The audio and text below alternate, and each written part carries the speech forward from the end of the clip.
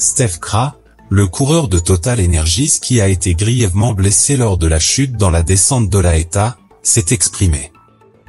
Après s'être remis de ses blessures en Belgique, il raconte qu'il est passé à 20 cm de perdre la vie, et que pendant une demi-minute, seul un poumon fonctionnait.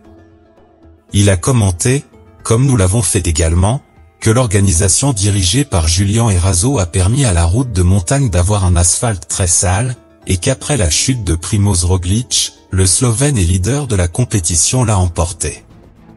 C'est sans doute la chute qui a changé la saison cycliste, celle qui nous a privés d'un duel Evenepoel vs Pogacar à Liège-Bastogne-Liège et évidemment celle qui a anéanti les chances de Jonas Vingegaard de remporter le 3e Tour de France consécutif à moins d'un miracle divin.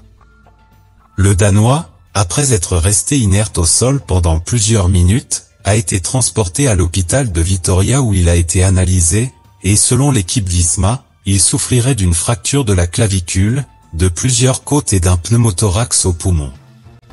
Cependant, au-delà des défaillances de l'organisation Itzulia, des rumeurs continuent de se développer selon lesquelles la blessure de Vingegaard pourrait être plus grave qu'il n'y paraissait, rumeurs encouragées par le père de l'anchois danois le plus connu de la planète lui-même. Klaus Vingegaard est un homme fier. Heureux que son fils gagne des millions d'euros par an en enfourchant un vélo et en passant son hareng danois sur le visage de ses rivaux au lieu de nettoyer des poissons dans une usine pour moins de 1000 € par mois. Heureux qu'il soit maintenant marié, qu'il ait une famille et un projet de vie ensemble, et, comme d'habitude au Danemark, très heureux que ce bon vieux Jonas soit un homme heureux. Comme un bon papa, il a été effrayé par le crash, même si l'inepte Adam Hansen a voulu l'inquiéter encore plus en retirant des preuves les images de l'hélicoptère montrant le crash. Mais au fur et à mesure que les jours passent depuis l'accident, sa situation de stress augmente. S'adressant à plusieurs médias sportifs danois, il a déclaré qu'il n'avait pas encore pu parler à son fils, et qu'il n'entendait parler de son état que par les médias et les messages de l'équipe Visma sur les médias sociaux.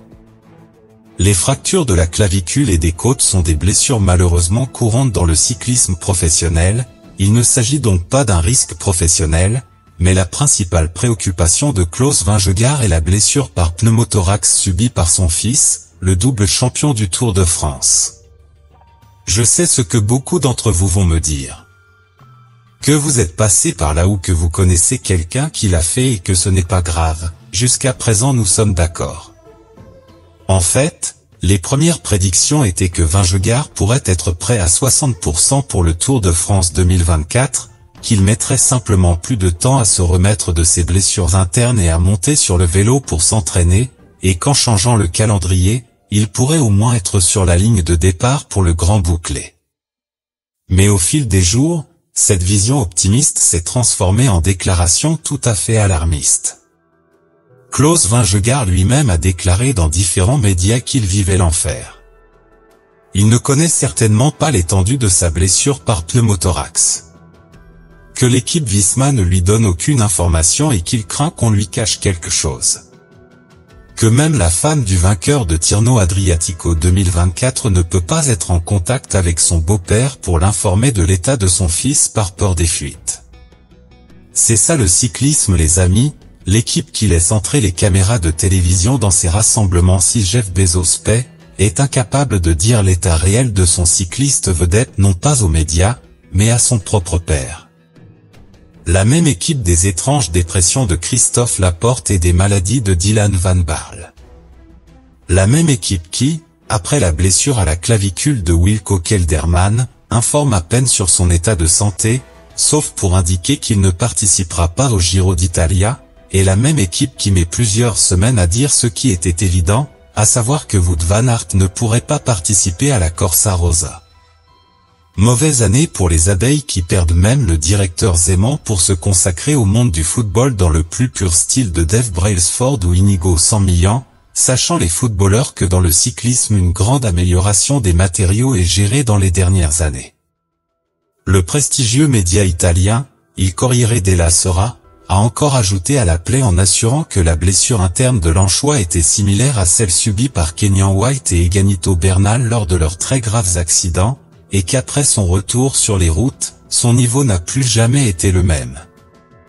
Parallèlement, l'ancien cycliste danois de l'équipe Kubuka et du Kolokick danois où Vingegaard a battu ses premiers records en tant que cycliste, Emil Mjelk-Vinjbo, a souhaité donner son avis de médecin, puisqu'il a quitté le sport professionnel pour se consacrer à un métier moins risqué. Vinjbo pense que l'opération de la clavicule se fait un jour après la chute pour essayer de régénérer les os le plus vite possible, mais que si elle a mis 5 jours à se faire, c'est parce que le corps a certainement beaucoup souffert et n'était pas préparé à une telle opération, notamment à cause des lésions internes.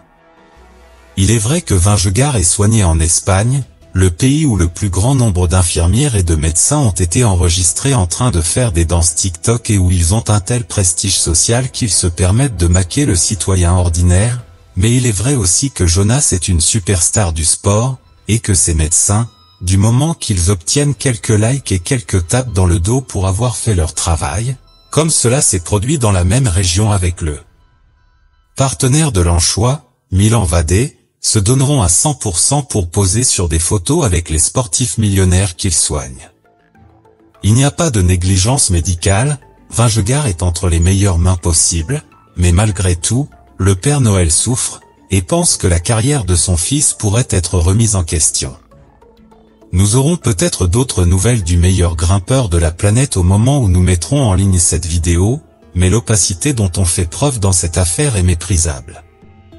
Peut-être est-ce parce qu'elle est filmée pour un documentaire d'Amazon. C'est peut-être parce que Jonas lui-même et sa femme ne veulent pas parler de sa blessure, et c'est leur droit.